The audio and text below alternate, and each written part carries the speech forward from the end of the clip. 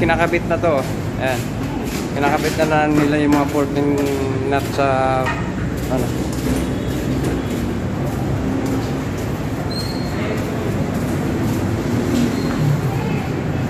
Parang bago. Ah.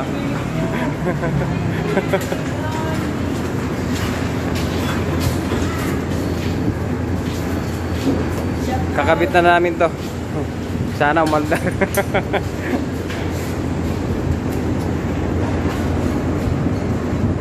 Dukot pre. Mahilig pa mas dukot-dukot to.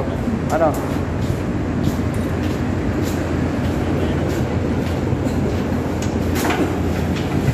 Binabacuum na namin to. Kaso dalawang vacuum ang inano namin kasi malilit lang kasi itong vacuum na to. Tapos ang babacuumin 7.5 tons na ano, carrier. Ayan, binalik na namin to. Napalitan na ng fan motor saka yung dalawang fan motor. Tapos yun nga, nahinang na yung pinakanon niyan. Yung pinaka-leak.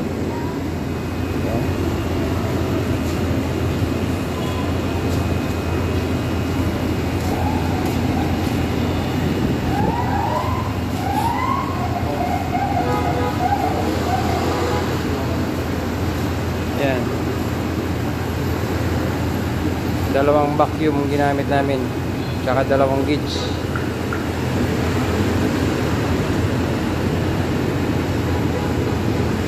Nitro maliit.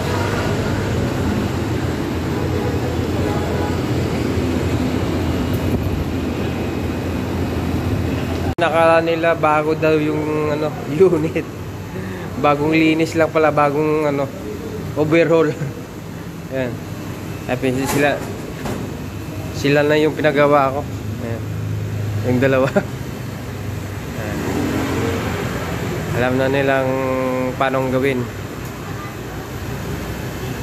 Utos-utos na lang si Master. Ah.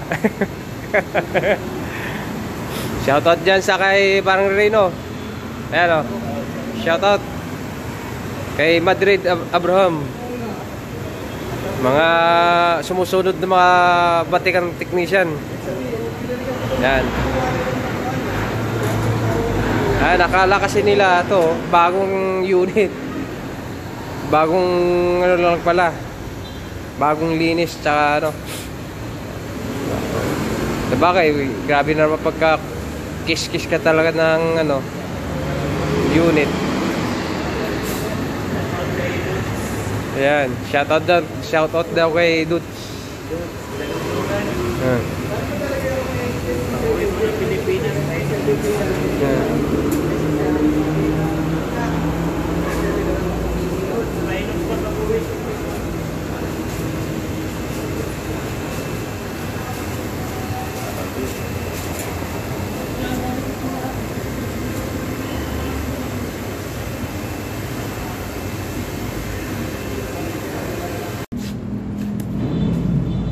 214 PSI lang to.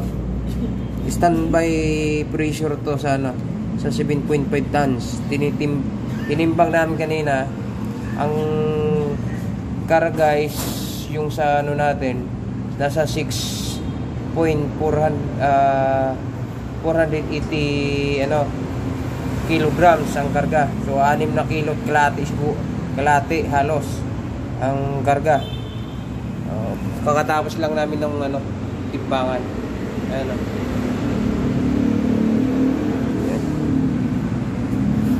Ini-standby muna namin yung ano bago namin paandarin yung unit.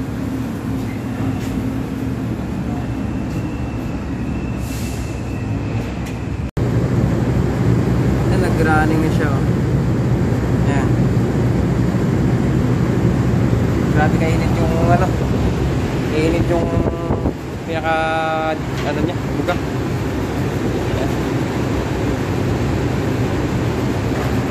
Akala nila bago. Naumali sila sa ano, linis. Ayan. Pero lang. Ano?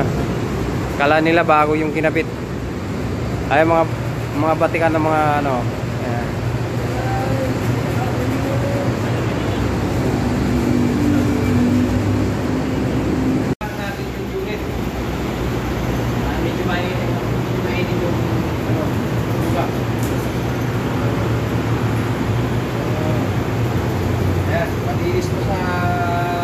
ginagawa namin, no? Parang bago. Akala nila bagong unit. Ayan, linis lang. Shoutout dyan sa cameraman ko si